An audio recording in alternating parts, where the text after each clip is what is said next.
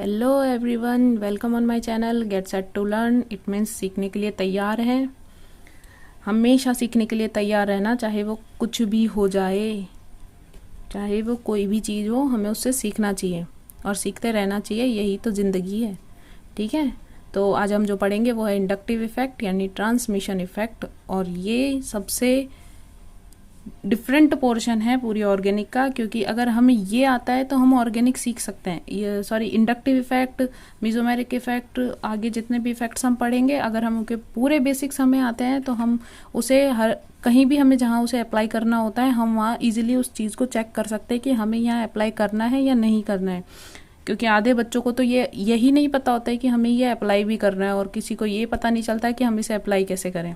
ठीक है, तो आज हम कंप्लीट पढ़ेंगे इंडक्टिव इफेक्ट। पूरे ध्यान के साथ पढ़ना और मिस मत करना, कुछ भी मिस मत करना। ठीक है, तो इंडक्टिव इफेक्ट, ठीक है, it means induced effect due to EWG या EDG। EWG, those groups which are electron attracting groups, it means electron withdrawing groups।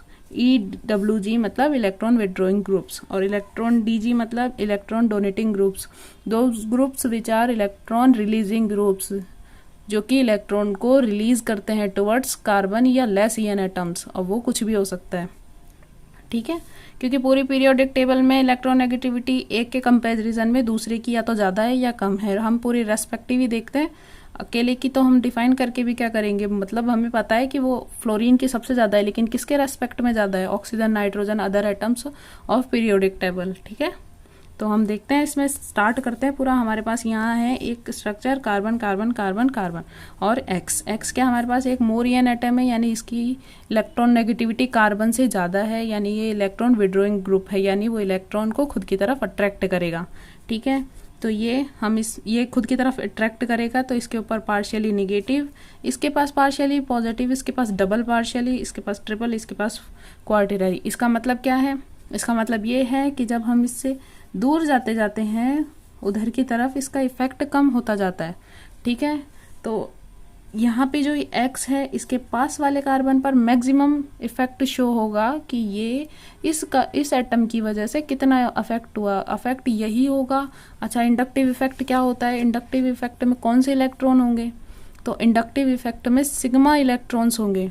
ठीक है, जो कि किसकी तरफ जाएंगे? मोर EN एटम की तरफ, या फिर जिसकी तरफ से आएंगे। यानी कि हमारे पास जो नेक्स्ट एग्जांपल है, जिसकी तरफ वो जो कि रिपेल कर रहा है इलेक्ट्रॉन को कार्बन की तरफ, तो वो कौन से इलेक्ट्रॉन्स है? वो है सिग्मा बॉन्ड के इलेक्ट्रॉन, जो कि पार्शियली, सिर्फ पार्शियली मूव होते हैं। ठीक है, पार्शियली, पूरे नहीं होते हैं, पूरे तो पाई के होते हैं। पार्शियली जो मूव होते हैं वो होते हैं सिग्मा बॉन्ड के। ठीक है, तो यहाँ पे हमारे पास इसके पास निगेटिव आया, क्योंकि इसने इलेक्ट्रॉनों को खुद की तरफ अट्रैक्ट किया। नेक्स्ट हमारे पास है इलेक्ट्रॉन, इसने रिपेल किए या इसने कार्बन की टुवर्ड्स इलेक्ट्रॉनों को धकेल दिया। इट मीन्स कार्बन की इलेक्ट्रॉन नेगेटिविटी इस वाई से तो ज़्यादा ही है। ठीक है, क्योंकि तभी वो इलेक्ट्रॉन को अपनी तरफ अट्रैक्ट कर रहा है। इलेक्ट्रॉन नेगेटिविटी क्या होती है? EN होती है। EN क्या होती है? पढ़ी होगी ना आप लोगों ने पीरियोडिक टेबल में। इलेक्ट्रॉन नेगेटिविटी क्या होती है? इलेक्ट्रॉन नेगेटिविटी क्या होती है?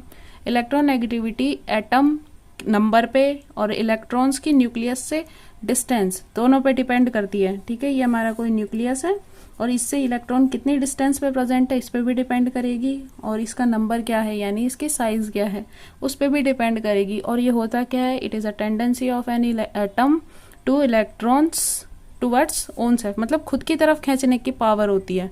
ठीक है, इलेक्ट्रॉन्स को खुद की तरफ कितना खींच सकता है। अब हम EN को क्या, हम यहाँ पे क्या बोलेंगे? EN को अपनी लैंग्वेज में रिच क्या होता है? यानी इसके पास पावर है। इसके पास कौन सी पावर है? इलेक्ट्रॉन को खुद की तरफ अट्रैक्ट करने की, इलेक्ट्रॉन्स को खुद की तरफ अट्रैक्ट करेंगे। ठीक है, तो अब हम इफेक्ट स्टार्ट करते हैं। आई इफेक्ट में क्या होता है? प्लस आई इफेक्ट और माइनस आई इफेक्ट, दो तरह के इफेक्ट होते हैं। इलेक्ट्रॉन रिलीजिंग ग्रुप होंगे और जहां इलेक्ट्रॉन डोनेटिंग, इसका मतलब एक ही है, जो इलेक्ट्रॉन को खुद की तरफ से हटा रहा हो, खुद से रिपेल कर रहा हो। ठीक है, तो वो क्या होंगे? प्लस आई इफेक्ट शो करेंगे। और जो माइनस आई होंगे वो इलेक्ट्रॉन एक्सेप्टिंग ग्रुप्स होंगे और इलेक्ट्रॉन विड्रॉइंग ग्रुप्स, यानी इलेक्ट्रॉन को लेकर जाने वाले ग्रुप्स होंगे। ठीक है, तो प्लस आई इफेक्ट देखते हैं हम। अब प्लस आई इफेक्ट कौन शो करेंगे? अच्छा, हम मैंने बहुत सारे लोगों को देखा है, इवन हमारे टीचर्स ने भी हमें कभी अच्छे से ये एक्सप्लेन करके नहीं समझाया कि आई इफेक्ट और माइनस आई इफेक्ट के इन ग्रुप्स को हम कैसे पहचानें कि कौन सा group I effect plus I effect show करेगा या माइनस आई इफेक्ट शो करेगा। तो ना इसमें एक कॉमन चीज़ होती है और वो हमको पहचाननी आनी चाहिए, ठीक है। तो यहाँ हम वही कॉमन चीज़ है जो चेक करेंगे पूरे प्लस आई इफेक्ट में, ठीक है। तो जो जितने भी ये कंपाउंड्स है या ग्रुप्स हैं जो प्लस आई इफेक्ट शो कर रहे हैं, तो उनमें एक चीज़ ये है कि हम फर्स्ट वाले से ही चेक करते हैं कि इसकी स्टेबिलिटी सबसे कम है, यानी ये सबसे ज़्यादा अनस्टेबल है, और सबसे ज़्यादा अनस्टेबल होने के कारण ये स्टेबिलिटी ढूंढेगा। तो जो जितना ज़्यादा अनस्टेबल होगा वो उतना प्लस आई इफेक्ट शो करेगा। अब ठीक है, CH ही क्यों है, ONH इनमें से ये क्यों नहीं है? क्योंकि हम जानते हैं कि कार्बन की electron negativity nitrogen, oxygen, fluorine सबसे कम होती है, ठीक है। तो जो कार्बन है उसके ऊपर निगेटिव आ गया, अब उसके पास इलेक्ट्रॉन डेंसिटी बढ़ गई, और वो कार्बन ऐसा नहीं है जो इलेक्ट्रॉन डेंसिटी को संभाल पाए, तो वो सबसे ज़्यादा अनस्टेबल हो गया। और वो क्या करेगा, इस निगेटिव को हटाना चाहेगा, और इस निगेटिव को हटा करके खुद की स्टेबिलिटी बढ़ाना चाहेगा, यानी इलेक्ट्रॉन रिपेलिंग ग्रुप हो गया। इलेक्ट्रॉन रिपेलिंग मतलब इलेक्ट्रॉन रिलीजिंग या डोनेटिंग ग्रुप, ठीक है। तो अब हम सबकी स्टेबिलिटी एक एक करके देख लेते हैं। सी के ऊपर निगेटिव, NH N के ऊपर निगेटिव, ये कार्बन से ज़्यादा स्टेबल है पर ऑक्सीजन से कम स्टेबल है, क्योंकि इसकी इलेक्ट्रॉन नेगेटिविटी ऑक्सीजन से कम है, ठीक है। ऑक्सीजन पे निगेटिव, अब यहाँ पे C double bond O negative. अच्छा, इस ऑक्सीजन और इस ऑक्सीजन में से कौन ज़्यादा स्टेबल होगा? ये वाला स्टेबल होगा, क्योंकि ये इसके साथ रेजोनेंस कर लेगा, ठीक है। ये रेजोनेंस करके खुद की स्टेबिलिटी कुछ हद तक तो बढ़ा ही लेगा। फिर आते हैं हमारे पास 3 डिग्री अल्काइल। 3 डिग्री अल्काइल यानी कि ये वाला, और 2 डिग्री ये, ठीक है। यहाँ पे एक H जुड़ा हुआ है, और CD3, CH3, D और H। अब H में क्या होता है, H तो शो ही नहीं करता, चाहे वो प्लस आई इफेक्ट हो या माइनस आई इफेक्ट हो, वो दोनों ही इफेक्ट शो नहीं करता। तो ना हम इसे प्लस आई में कंसीडर करेंगे और ना ही इसे हम माइनस आई में। ये गलती मत करना, H कहीं पे भी कंसीडर नहीं होगा, ठीक है। आगे हमारे पास सारे माइनस आई इफेक्ट शो करने वाले हैं। अब माइनस आई इफेक्ट में भी हम यही देखेंगे कि किसकी स्टेबिलिटी ज़्यादा है और किसकी स्टेबिलिटी कम है, ठीक है। तो OF2 प्लस, अच्छा अब OF2 की हम ओपन स्ट्रक्चर बनाए तो क्या ये ऐसी नहीं बनेगी, और ऑक्सीजन पे पॉजिटिव, ठीक है। तो ये ऑक्सीजन पे पॉजिटिव है, ठीक है। और ये दोनों क्या है, फ्लोरीन, और फ्लोरीन क्या होती है, जो कि पीरियोडिक टेबल में सबसे ज़्यादा EN रखता है, ठीक है। तो ये EN रखता है तो मतलब इलेक्ट्रॉनों को खुद की तरफ अट्रैक्ट करेगा, ठीक है। इलेक्ट्रॉनों को खुद की तरफ अट्रैक्ट करेगा तो ऑक्सीजन पर इस पॉजिटिव चार्ज को बढ़ाया जाएगा। इस पॉजिटिव चार्ज को बढ़ाया जाएगा तो ऑक्सीजन खुद भी तो एक मोर EN एटम है as compared to other atoms like nitrogen, carbon और other atoms from periodic table. So it is unstable, क्योंकि यहाँ पे फ्लोरीन है जो उससे खींचे जा रहा है और ऑक्सीजन पे पॉजिटिव बढ़े जा रहा है, और वो पॉजिटिव को संभाल नहीं पा रहा है, ठीक है। तो ऑक्सीजन के ऊपर पॉजिटिव वैसे भी अनस्टेबल होता है, तो ये पॉजिटिव को हटाने के लिए सबसे ज़्यादा अनस्टेबल हो जाएगा।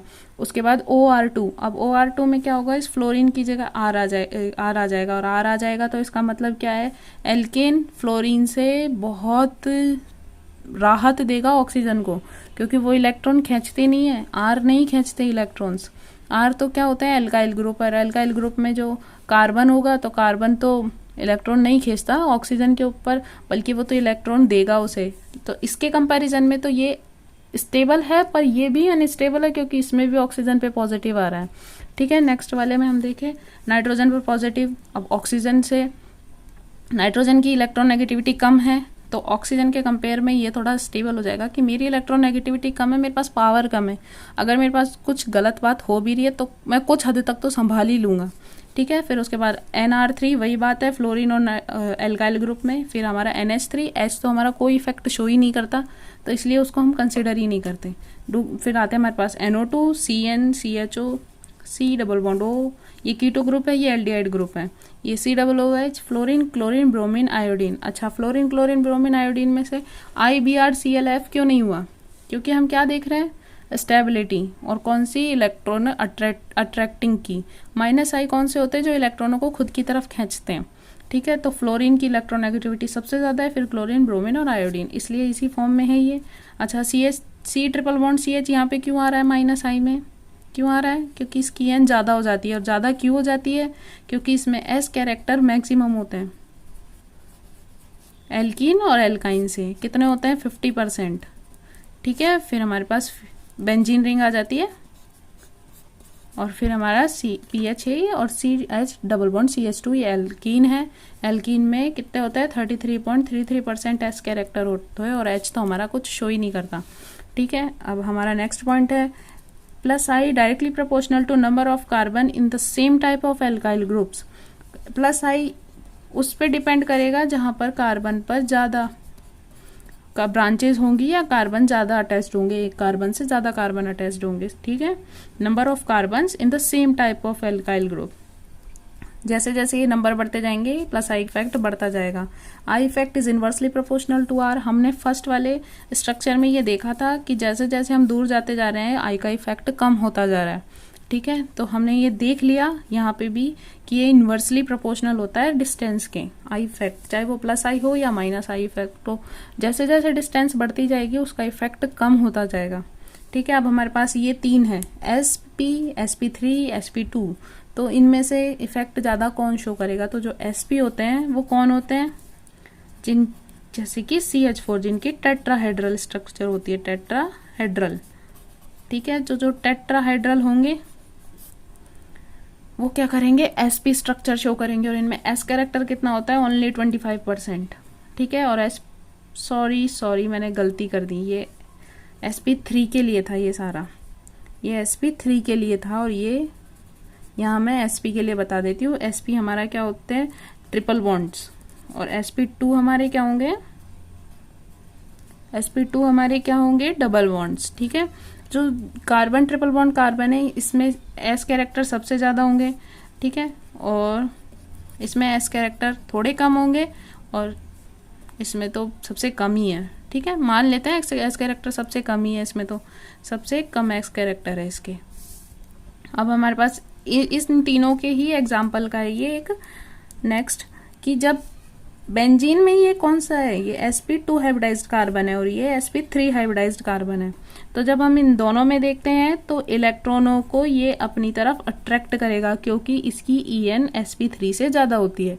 ठीक है, लेकिन वही बेंजीन को जब हम ट्रिपल बॉन्ड से जोड़ देते हैं, किसी ट्रिपल बॉन्ड से जोड़ देंगे तो ये SP हाइब्रिडाइज्ड हो जाएगा और ये SP2 हाइब्रिडाइज्ड हो जाएगा। इसका मतलब क्या है कि इलेक्ट्रॉनों को रिपेल करेगा यानी डोनेट करेगा। ठीक है, तो यहाँ पर ये बेंजीन है, इससे हमें पॉइंट क्लियर होता है कि बेंजीन इलेक्ट्रॉन अट्रैक्टिंग और इलेक्ट्रॉन रिलीजिंग दोनों की तरह काम कर सकती है। तो यहाँ ये क्या कर रही है, बेंजीन इलेक्ट्रॉनों को अट्रैक्ट कर रही है यानी कि माइनस आई शो कर रही है। ठीक है, और यहाँ पे ये प्लस आई शो कर रही है क्योंकि इलेक्ट्रॉन रिलीज कर रही है। ठीक है, अब हमारे पास एक्सेप्शन है। हाँ, I was already told it in last lecture when carbon is more EN as compared to nitrogen when carbon is SP hybridized as compared to nitrogen when nitrogen is SP3 hybridized। it means carbon जब SP hybridized होगा तो वो मोर EN show करेगा nitrogen से। अच्छा, हम यहाँ पे एक्सेप्शन क्यों मान रहे हैं? क्योंकि नाइट्रोजन की EN बेसिकली कार्बन से ज़्यादा होती है। हम जानते हैं ना, हम नाइट्रोजन ज़्यादा EN होता है कार्बन से, क्योंकि हमें पता है जो पूरी पीरियोडिक टेबल है उसमें से सबसे ज़्यादा फ्लोरीन की, फिर ऑक्सीजन की, फिर नाइट्रोजन के, और जितने भी कंपाउंड्स आते हैं एटम्स आते हैं वो सब नाइट्रोजन के बाद में आते हैं। तो ठीक है, यहाँ पे हमारे कार्बन की नाइट्रोजन से ज़्यादा हो गई जब कार्बन SP हाइब्रिडाइज्ड है।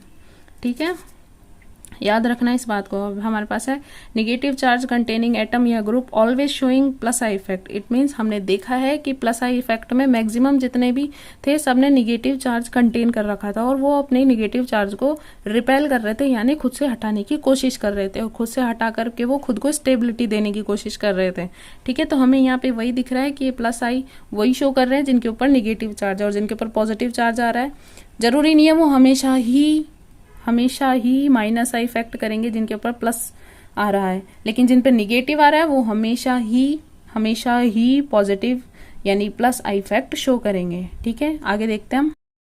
Inductive effect is a additive quantity. अच्छा, एडिटिव क्वांटिटी का मतलब क्या हुआ? आप लोगों ने पूरी केमिस्ट्री में कहीं ना कहीं तो डायपोल मोमेंट पढ़ा ही होगा और कहीं ना कहीं तो जरूरत नहीं है, हमने केमिकल बॉन्डिंग में पढ़ लिया होगा डायपोल मोमेंट। ठीक है, और ये डायपोल मोमेंट मैक्सिमम हर चैप्टर में कहीं ना कहीं तो यूज़ हुआ ही है डायपोल मोमेंट। ठीक है, तो अब हम डायपोल मोमेंट से चेक करते हैं कि क्या इंडक्टिव इफेक्ट एडिटिव क्वांटिटी है या नहीं है। ठीक है, तो अब हम यहाँ देखें तो ये एक डोनेटिंग है CH3, ठीक है, और ये CH3 भी डोनेटिंग है। ठीक है, तो ये पूरा एक म्यू रिजल्टेंट हमारा नॉट इक्वल्स टू 0। ठीक है, ये हमारा ये हो गया। और ये फॉर्म कौन सी है? सिस। सिस कैसे है? जब ये दोनों सेम साइड प्रेजेंट होंगे तो ये सिस होगा, और ये जब दोनों एक दूसरे के अपोजिट साइड प्रेजेंट होंगे जैसे कि इसमें है तो ये ट्रांस होगा। अब हमारे पास इसका चेक करते हैं, तो ये भी डोनेटिंग है और ये भी डोनेटिंग है, लेकिन दोनों ही एक दूसरे के अपोजिट डायरेक्शन में डोनेट कर रहे हैं, इसलिए ये एक दूसरे के इफेक्ट को नेग्लेक्ट कर देंगे, यानी कि mu resultant is equal to 0।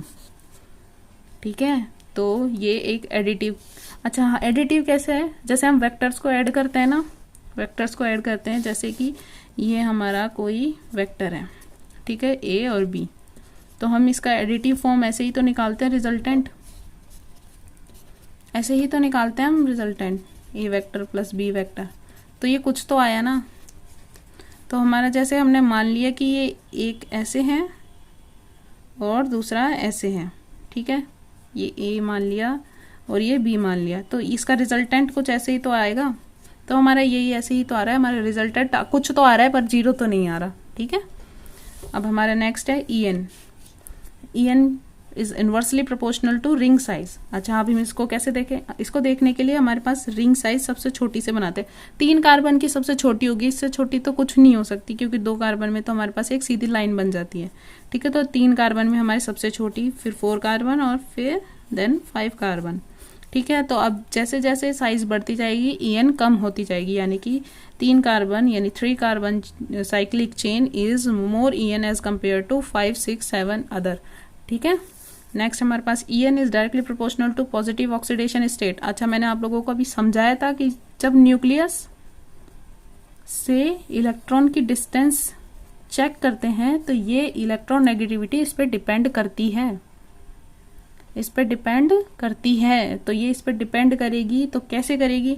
जितनी ज़्यादा इसकी डिस्टेंस कम होगी न्यूक्लियस के इलेक्ट्रॉन से, वैलेंसी जो हमारे जहाँ से हम चेक करते हैं वैलेंस में कितने इलेक्ट्रॉन प्रेजेंट है, वहाँ से हम इलेक्ट्रॉन्स की डिस्टेंस को न्यूक्लियस से देखें तो जितनी ज़्यादा कम होगी उतना ज़्यादा EN होगा, यानी एटम की साइज जितनी छोटी होगी उतने ज़्यादा इलेक्ट्रॉन नेगेटिविटी होगी। और यही तो हम पीरियोडिक टेबल में भी देखते हैं। फ्लोरीन की सबसे ज़्यादा क्यों होती है? क्योंकि फ्लोरीन सबसे छोटी साइज में होता है। ठीक है, तो ये डिस्टेंस के डिपेंड करता है। अच्छा, ये वो डिस्टेंस नहीं है जो हमने पहले देखी थी कार्बन की उस एटम से, जैसे कि ये हमने देखी थी ये वाली, तो ये वो डिस्टेंस नहीं है, ये एक एटम के अंदर वाली डिस्टेंस है। अच्छा, न्यूक्लियस तो हम एटम के अंदर ही देखेंगे ना, बाहर थोड़ी देखने जाएंगे न्यूक्लियस कहाँ, भाई ढूंढने निकल जाए कहीं प्लस को बाहर, ये प्लस कहाँ से आ गया, अरे ये प्लस एटम के अंदर होता है। न्यूक्लियस के ऊपर पॉजिटिव चार्ज होता है क्योंकि उसमें प्रोटॉन होता है और न्यूट्रॉन तो 0 होता है, तो हम न्यूक्लियस पे कौन सा चार्ज मानते हैं? पॉजिटिव। तुम लोग निकल मत जाना बस ढूंढने पॉजिटिव को बाहर। ठीक है, ये electronegativity Mn7+ greater than Mn5+, Mn2+। जैसे जैसे पॉजिटिव चार्ज बढ़ता गया उसकी साइज छोटी होती गई, क्योंकि न्यूक्लियस की पावर इलेक्ट्रॉनों को खींचती गई, अंदर की तरफ उसको खींचती गई। ठीक है, अब एप्लीकेशन ऑफ इंडक्टिव इफेक्ट, यहाँ हमारे इससे पहले हमने सारे पॉइंट्स देख लिए जहाँ हमें इंडक्टिव इफेक्ट देखना चाहिए और इलेक्ट्रॉन नेगेटिविटी पर मेनली वो डिपेंड होता है। ठीक है, तो अब इलेक्ट्रॉन नेगेटिविटी हमने चेक कर ली कैसे देखते हैं, और इंडक्टिव इफेक्ट्स के मेनली पॉइंट्स भी देख लिए। अब हम उनको अप्लाई करते हैं। तो एप्लीकेशन ऑफ इंडक्टिव इफेक्ट, तो फर्स्ट हम अप्लाई करते हैं स्टेबिलिटी ऑफ कार्बोकैटायन पर। कार्बोकैटायन की स्टेबिलिटी हमें चेक करनी है। अच्छा, तो अब एक सिंपल सा तरीका है, plus directly proportional to plus, यानी कि positive directly proportional to positive, carbocation directly proportional to plus I, inversely proportional to minus I. जितने भी प्लस आई ग्रुप्स है उनके डायरेक्टली प्रोपोर्शनल है कार्बन पॉजिटिव, यानी कार्बोकैटायन की स्टेबिलिटी। अब यहाँ हम चेक करें, क्या हमने अभी पॉइंट नहीं देखा था पहले, inductive effect directly proportional to number of carbon in same alkyl group. तो ये एक ही के अंदर 3 जुड़ी हुई है, इसका मतलब इसकी स्टेबिलिटी ज़्यादा है। इसमें 2 है और इसमें 1 है, तो ये टर्शरी हो गया, टर्शरी सबसे ज़्यादा, फिर सेकेंडरी और फिर प्राइमरी, ये स्टेबिलिटी हो। तो फर्स्ट पॉइंट समझ में आ गया, stability of carbocation is directly proportional to plus I, inversely proportional to minus I. ठीक है, सेकंड पॉइंट हमारा है स्टेबिलिटी ऑफ कार्ब एनाइन। अच्छा, कार्ब एनाइन क्या होता है? जिस कार्बन के ऊपर निगेटिव, तो ये डायरेक्टली प्रोपोर्शनल होगा माइनस के और इनवर्सली प्रोपोर्शनल होगा प्लस के। जितने भी माइनस आई ग्रुप्स हैं वो सारे के सारे कार्बो एनाइन को स्टेबिलिटी देंगे और प्लस आई वाले सारे कार्ब एनाइन को अनस्टेबिलिटी देंगे। ठीक है, तो हमारी इसको देखते हैं CH2 पर निगेटिव। ठीक है, अब हम पहले ही ये देख सकते हैं कि CH3 पर निगेटिव यानी कम लेस EN एटम पर निगेटिव, जो कि पहले ही अनस्टेबल है, वहाँ पे हमने स्टेबिलिटी के लिए फ्लोरीन, क्लोरीन, ब्रोमीन और आयोडीन सेम पोजीशन पे लगा रखी है बेंजीन की। ये कौन सी पोजीशन है? ये मेटा पोजीशन है। ठीक है, ये पैरा होती है और ये ऑर्थो होती है, ऑर्थो मेटा पैरा। तो हमने मेटा पोजीशन पे एक फ्लोरीन, क्लोरीन, ब्रोमीन और आयोडीन जोड़ रखे हैं ताकि हम इसको स्टेबिलिटी चेक कर सकें। तो अब हम इसकी स्टेबिलिटी चेक करते हैं। तो सबसे ज़्यादा स्टेबल कौन सा होगा? फ्लोरीन, क्लोरीन, ब्रोमीन, आयोडीन में से सबसे ज़्यादा फ्लोरीन होगा, क्योंकि हमने देखा था माइनस आई में फ्लोरीन आगे आता है इन तीनों से। तो ये इनकी स्टेबिलिटी हो गई। ठीक है, आगे देखते हैं हम थर्ड पॉइंट। थर्ड है रिएक्टिविटी ऑफ एल्काइल हैलाइड। ठीक है, एल्काइल हैलाइड्स क्या होते हैं? RX। ठीक है, जो ये R होते हैं ये पीछे एल्काइल चेन होती है जिसमें ऐसे जुड़े हुए होते हैं, और ये X क्या होते हैं? सारे हैलाइड्स होता है, फ्लोरीन, क्लोरीन, ब्रोमीन, आयोडीन। ठीक है, directly proportional to stability of carb cation. Cation मतलब पॉजिटिव। ठीक है, तो अब कैसे है? अच्छा, हम लोगों ने एसिड रिएक्शन कुछ लोगों ने सुन रखी होगी, कुछ ने नहीं सुनी होगी। तो जिन्होंने नहीं सुनी है वो छोड़ो, क्योंकि आगे हम देख लेंगे, और जिन्होंने सुन रखी है उनको समझ में आ गया होगा कि SN1 में क्या करते हैं। ठीक है, तो ये हमारे पास क्या है? न्यूक्लियोफाइल। अरे वाह, न्यूक्लियोफाइल। न्यूक्लियोफाइल क्या होता है? न्यूक्लियोफाइल क्या होता है? Positive lover, nucleus lover. Love love नाम ले रहे हो आप तो, क्या बात है दीदी, भावनाओं के साथ ना खेला करो। ठीक है, ये न्यूक्लियोफाइल है। न्यूक्लियोफाइल प्राइमरी, सेकेंडरी और टर्शरी 3 कार्बन से जुड़े हुए हैं। ठीक है, तीनों में अलग अलग तरह से जुड़ा हुआ है, प्राइमरी, सेकेंडरी और टर्शरी। तो प्राइमरी में क्या होगा? जब वो 1 कार्बन से जुड़ा होगा, सेकेंडरी में जब वो 2 कार्बन, और टर्शरी में 3 कार्बन। ठीक है, सेम कार्बन एटम से 3 कार्बन, और ये सेम कौन सा है? ये अल्फा है, जिससे भी हमारे न्यूक्लियोफाइल जुड़े हुए होंगे या कोई भी फंक्शनल ग्रुप जुड़ा होगा उसे अल्फा बोलते हैं। ठीक है, और उसके बाद वाले को हम बीटा बोलते हैं, और उसके आगे गामा, डेल्टा। तो हम अल्फा और हम सब बीटा में देखें तो इससे 1 कार्बन जुड़ा हुआ है, इससे 2 कार्बन और इससे 3 कार्बन। तो ये प्राइमरी, सेकेंडरी और टर्शरी। अब रिएक्टिविटी देखें। रिएक्टिविटी कैसे देखें? Stability of carbocation. जितना ज़्यादा कार्बोकैटायन स्टेबल होगा उतनी ही ज़्यादा उसकी रिएक्टिविटी होगी।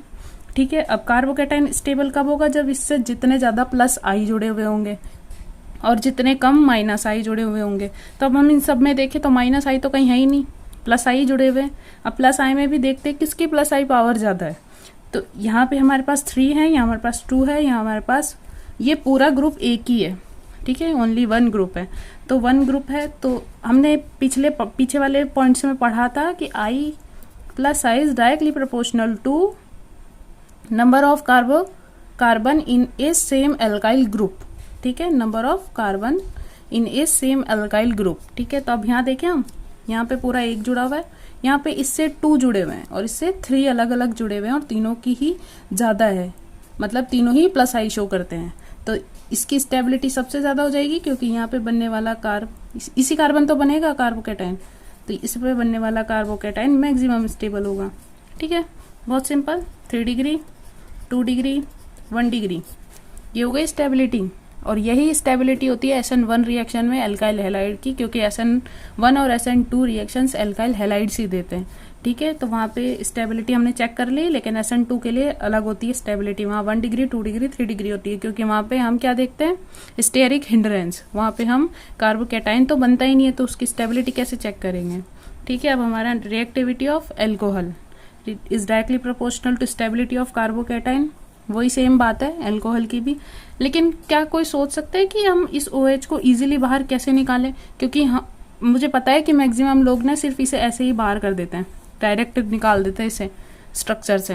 ये डायरेक्ट बाहर नहीं निकलता, ये अच्छा लिविंग ग्रुप नहीं है, ये गुड लिविंग ग्रुप नहीं है, ये इजीली छोड़कर जाने वाला नहीं है।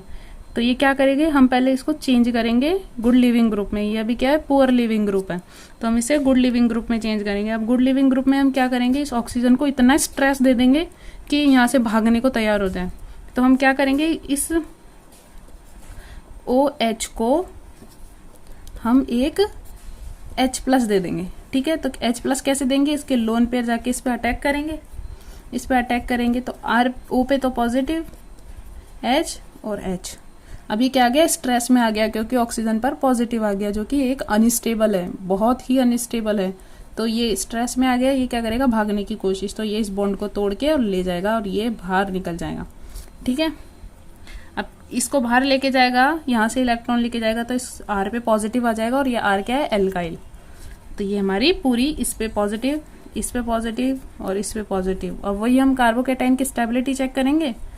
तो ये 1 डिग्री बन रहा है, ये 2 डिग्री बन रहा है और ये 3 डिग्री बन रहा है। तो वही स्टेबिलिटी आ गई, 3 डिग्री सबसे ज्यादा, then 2 degree and then 1 degree. ये स्टेबिलिटी आ गई हमारे पास, stability of carbocation. 5th point हमारा रिएक्टिविटी ऑफ कार्बोनिल कंपाउंड। ये ना मैं बता रही हूँ, बहुत लोग कंफ्यूज होते हैं इसमें बहुत ही ज्यादा, क्योंकि ना इसमें कॉन्सेप्ट थोड़ा सा चेंज हो जाता है। क्या बोल क्या रहा है वो, इसको गौर से पढ़ना। Positive charge on carbonyl carbon atom directly proportional. ये कार्बन पर पॉजिटिव की स्टेबिलिटी बात नहीं कर रहा है, ये कार्बन पर कितना पॉजिटिव बन रहा है इसकी बात कर रहा है। यानी कि हमें कार्बन पर ऐसे ग्रुप जोड़ने हैं जो कि उस स्टेबिलिटी, कार्बोकेटाइन की स्टेबिलिटी को कम कर दें, यानी कि उससे इलेक्ट्रॉन खींचे जाए, और इलेक्ट्रॉन उससे खींचेंगे तो कार्बन पर और पॉजिटिव आता जाएगा। तो हमें क्या चेक करना है कि कार्बन पर पॉजिटिव किस में ज्यादा है, ना कि हमें पॉजिटिव की स्टेबिलिटी चेक करनी है। ठीक है, अगर हम यहाँ पॉजिटिव बनाए इन तीनों जगह पे, तो हम देखते हैं कि इसके पास कोई भी ऐसा ग्रुप नहीं है, क्योंकि H को तो हम कंसीडर ही नहीं करते, चाहे वो +I हो या -I। यहाँ पे हम देखें, यहाँ हमारे पास एक +I जुड़ा हुआ है। ठीक है, और इस वाले में हम देखें तो हमारे पास 2 +I जुड़े हुए हैं। तो ये +I क्या करेंगे, इसकी स्टेबिलिटी को, मतलब इस प्लस को कम करने की कोशिश करेंगे, और इसको कम करना नहीं है, हमें इसको ज्यादा बढ़ाना है, क्योंकि positive charge on carbonyl carbon atom. तो सबसे ज्यादा स्टेबल ये फिर ये। ठीक है, तो ABC में हम देखें कौन ज्यादा स्टेबल है, तो A is greater than B than C। ये इनकी स्टेबिलिटी हो गई। ठीक है, 6th पॉइंट है एसिडिक स्ट्रेंथ। एसिडिक स्ट्रेंथ क्या होता है, जितना ज्यादा H+ रिलीज करें। H+ कहाँ रिलीज होते हैं, एसिडिक मॉलिक्यूल्स में से, जैसे कि HCl है। यहाँ हम HCl को छोड़ के कोई HA भी मान ले, कोई भी एसिड हो, तो वो जितना ज्यादा H+ देगा या जितना ज्यादा कॉन्जुगेट बेस स्टेबल बनाएगा, यानी कि जितना ज्यादा स्टेबल कॉन्जुगेट बेस बनाएगा और जितने ज्यादा H+ देगा, वो उसकी एसिडिक स्ट्रेंथ उतनी ही ज्यादा होगी। ठीक है, अब ये कैसे, ये क्या हो रहा है हमें समझ में नहीं आ रहा, हम क्या करें, तो थोड़ा सोचो। कैसे सोचो, मान लिया हमारे पास ये COOH है। ठीक है, ये तो एक एग्जांपल है कि Cl के ऊपर निगेटिव एक स्टेबल है, क्योंकि Cl की इलेक्ट्रॉन नेगेटिविटी ज्यादा होती है, तो वो आसानी से निगेटिव को स्टेबल करा देगा। अब मान लो हमारे पास ये कोई है COOH। ठीक है, RCOOH, तो हमारा H+ तो हमने निकाल दिया, प्लस RC≡O निगेटिव, ये हमारा बन गया। अब क्या ये स्टेबल है, इससे ज्यादा स्टेबल है ये। क्यों स्टेबल है, क्योंकि ये निगेटिव यहाँ और ये निगेटिव यहाँ, इसने रेजोनेंस कर लिया। ठीक है, इसमें कॉन्जुगेशन आ गया, इसलिए इसने इस नेगेटिव को स्टेबिलिटी दे दी। अच्छा, यहाँ पे ये अनस्टेबल क्यों है, क्योंकि हम जब यहाँ देखते हैं ये ऐसे फॉर्म में बना हुआ होगा, तो क्या होगा, ये लोन पेयर यहाँ देगा और ये डबल बॉन्ड ऑक्सीजन पे जाएगा, तो ऑक्सीजन पर पॉजिटिव आ जाएगा ना, और ऑक्सीजन पर पॉजिटिव एक अच्छी बात नहीं है। ये लोन पेयर यहाँ देगा, ये बॉन्ड उठ के यहाँ जाएगा और यहाँ पॉजिटिव आएगा, जो कि ऑक्सीजन पर अच्छी बात नहीं है। ठीक है, तो ये ज्यादा स्टेबल है। आगे acidic strength is directly proportional to H+, directly proportional to acid dissociation constant. ठीक है, inversely proportional to pK is directly proportional to pKb। ठीक है, अब इनवर्सली प्रोपोर्शनल टू pKa क्यों हुआ, इनवर्सली प्रोपोर्शनल टू pK, क्योंकि pKa is equals to negative logarithms of Ka। ठीक है, और pKb क्या होता है, negative logarithms of Kb। Acidic strength is directly proportional to stability of conjugative base. अब हमारे पास ये क्या बना, कॉन्जुगेटिव बेस Cb, जो कि एक स्टेबल है। Acidic strength is directly proportional to -I, inversely proportional to +I and directly proportional to En। ये वही बात हो गई, -I के जितना ज़्यादा होगा उसकी इलेक्ट्रोनेगेटिविटी उतनी ही ज़्यादा होगी। ठीक है, अब हमारे पास एग्जांपल है कि किसकी एसिडिक स्ट्रेंथ ज़्यादा है, 1 2 3 में से किसकी एसिडिक स्ट्रेंथ ज़्यादा है। हम देखें, ये पूरा एक +I है, यहाँ पे 2 +I है और यहाँ पे 3। ठीक है, ये क्या बोल रहा है, -I के डायरेक्टली प्रोपोर्शनल और +I के इनवर्सली प्रोपोर्शनल। तो हमारे पास यहाँ +I बहुत ज़्यादा है, तो ये सबसे कम एसिडिक हो जाएगा। ठीक है, नेक्स्ट हमारा है COOH और CO। अच्छा, याद आया किसी को कुछ इसको देख के कि इसमें भी Cl जुड़ा हुआ है, इसमें भी Cl जुड़ा हुआ है, तो फिर अंतर क्या है दोनों में, दोनों में डिफरेंस क्या है? दोनों का डिफरेंस एक ही है, डिस्टेंस। हमने बताया था I is inversely proportional to D, या तो वो प्लस होगा या माइनस होगा, पर दोनों ही inversely proportional to D, D यानी डिस्टेंस। तो जितनी ज़्यादा डिस्टेंस होगी उसकी उतनी ही कम पावर होगी।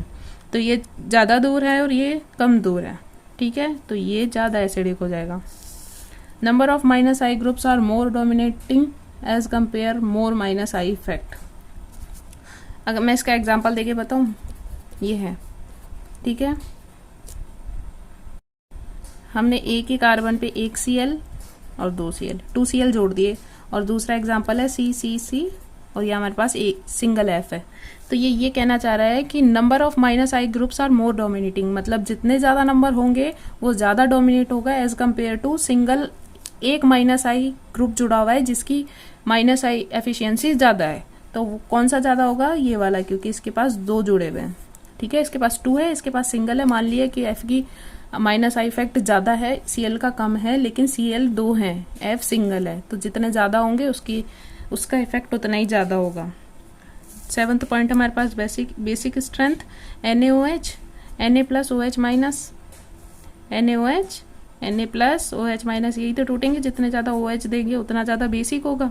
वही basic strength is directly proportional to concentration of OH, directly proportional to Kv, inversely proportional to Kb, directly proportional to pK। ठीक है, basic strength is directly proportional to stability of conjugate acid, ये Ca। जितना ज़्यादा stable ये बनेगा उतनी ही ज़्यादा basic strength होगी। यही हमने ऊपर देखा था, वहाँ पे बेस आया था, यहाँ पे एसिड आया है। Acidic strength is directly proportional to -I और इनवर्सली प्रोपोर्शनल टू +I, लेकिन basic strength directly proportional to +I, inversely proportional to -I। ठीक है, तो ये इनवर्सली प्रोपोर्शनल टू -I होगी, तो इनवर्सली प्रोपोर्शनल टू इलेक्ट्रोनेगेटिविटी भी होगी। ठीक है, अभी हमें यहाँ पे चेक करनी है कि किसकी बेसिसिटी ज़्यादा है। ठीक है, तो हमें यहाँ पे देखना है किसका +I सबसे ज़्यादा है। ठीक है, अब हमने याद किया होगा, पीछे मैंने पॉइंट भी लिखवाया था कि जिसके ऊपर निगेटिव आएगा वो हमेशा +I शो करेंगे। ठीक है, ऑलवेज। तो यहाँ सब पे निगेटिव है। ठीक है, तो ये +I शो कर रहे हैं। अब ये देखना है कि किसकी पावर सबसे ज़्यादा है। ठीक है, तो अब याद होगा कि C के ऊपर निगेटिव सबसे कम स्टेबल है। ठीक है, तो यहाँ हम सबकी इलेक्ट्रॉन नेगेटिविटी से चेक करें तो इसकी सबसे कम इलेक्ट्रॉन नेगेटिविटी और इसके ऊपर निगेटिव दे रखा है। ठीक है, तो ये इनकी बेसिसिटी ऑर्डर हो गया। ठीक है, आगे हमारे पास बेसिसिटी ऑफ एमीन्स, ये इंपॉर्टेंट पॉइंट है। Basicity of amines, RNH2, RNH, RRRN, इसके पास लोन पेयर। ठीक है, तो हमें क्या चेक करनी है, बेसिसिटी। अब बेसिसिटी कब ज़्यादा होगी, जब +I ग्रुप ज़्यादा जुड़े हुए होंगे। ठीक है, यहाँ पे हम बेसिसिटी कैसे चेक करें, ये अपने लोन पेयर किसको डोनेट करेगा। ठीक है, तो अब किसको और कैसे डोनेट करेगा, जिस इसकी स्टेबिलिटी यानी कि इसके पास ये पावर है कि मुझे पीछे से कोई ना कोई सपोर्ट कर देगा। अगर इसके पास सपोर्टिंग पावर है तो ये इजीली डोनेट कर देगा खुद के लोन पेयर। तो अब हम देखते हैं कि इसके पीछे पावर किस किस की है। यहाँ पे सिंगल आ रहा है, यहाँ पे डबल आ रहे हैं, यहाँ ट्रिपल आ रहा है। ठीक है, तो यहाँ एक ही R पावर दे रहा है, यहाँ 2 R दे रहे हैं, यहाँ 3 R दे रहे हैं। तो सबसे ज़्यादा कौन हो जाएगा, 3 डिग्री। ये हमारे एक तरह का नज़रिया है। ठीक है, अब हमारे पास एक और पॉइंट आता है कि हम जब इसको वाटर में देखते हैं तो वाटर में हम क्या देख रहे हैं कि इसके पास एक H है, इसके पास 2 H हैं। जब हम H2O देखेंगे तो ऑक्सीजन क्या करेगा, इस H को खुद की तरफ अट्रैक्ट करके हाइड्रोजन बॉन्ड बना लेगा। अब इसमें हाइड्रोजन बॉन्ड ज़्यादा बन रहे हैं, इसमें कम बन रहे हैं, और इसमें तो बन ही नहीं रहे।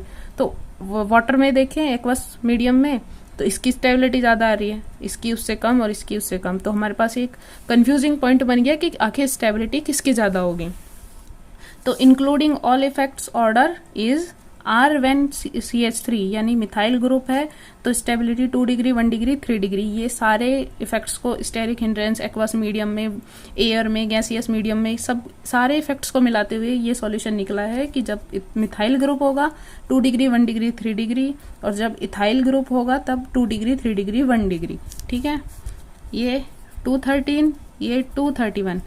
ये इन दोनों में देखें तो ये कम है ना, तो इसका हम ये भी तो देख सकते हैं ट्रिक से कि ये छोटा भी तो है, मिथाइल कम छोटा भी तो है इथाइल से। तो ये ऐसे सोच लेना, मतलब लर्न करने के लिए कि हाँ भाई 213 आ रहा है, ये स्मॉलर है 231 से। अब हम कंफ्यूज हो जाते हैं पेपर में जाने के बाद, 3 इधर आएगा कि इधर आएगा, इधर 1 इधर आएगा कि 3 इधर, दोनों में कंफ्यूज हो जाते। 213 231, बस 2 सबसे पहले आएगा और 1 3 को चेक करना है। अब जिसमें मिथाइल है वो कम है, यानी काउंटिंग में उसका कम ही आएगा। ठीक है, लास्ट हमारे in gaseous medium, non polar medium, हमें कुछ नहीं चेक करना, 3 2 1 कर देना है, क्योंकि वहाँ पे एक्वस वाला पॉइंट नहीं कंसीडर किया जाएगा क्योंकि वहाँ पे वाटर नहीं है। तो हमें क्या करना है, डायरेक्ट ई वाला पॉइंट देखना है, 3 2 1। ठीक है, thanks for watching guys and learn learn learn, हर जगह सीखते रहो। Okay bye.